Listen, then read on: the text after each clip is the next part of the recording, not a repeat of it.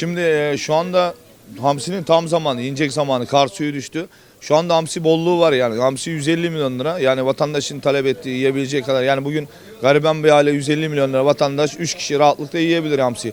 Bu sene çinekop bekliyorduk. Havaların biraz yağmur yağmadığından dolayı çinekop az çıkıyor. Yani deniz suyu sıcak gitti. Genellikle yani kışa girdiğimiz sezona hızlı girdik ama yani deniz suyu sıcak çıktığından dolayı çinekop olmuyor. Bugün çinekop 700-800 milyon. Vatandaş pahalı geliyor, ağır geliyor. Yani çinekopun 200-250 milyon civarı olması lazım. Yani bugün sardalya balığı 150 milyon lira.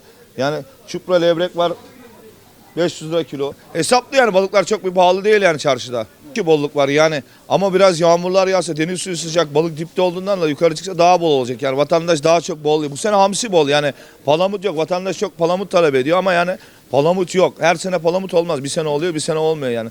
Ondan dolayı palamut çok soran var ama palamut bu sene yok yani.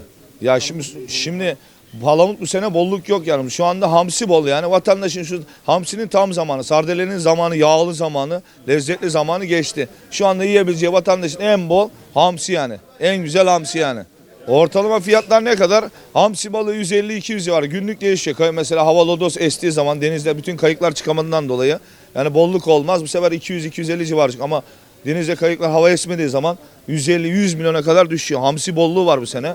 Yani sardalya balığı 150 milyon, istavrit 150 milyon, 200 milyon gün günü tutmuyor. Uskumur balığı 150 milyon, mezgit balığı 150 milyon. Yani fiyatlar bugün çok bir pahalı değil yani vatandaş bugün etin kilosu 800-900 milyon etin kilo. Bir kilo hamsi 150 milyon lira yani 200 milyon lira çok bir para değil. Vatandaşın talep edeceği uygun fiyat yani.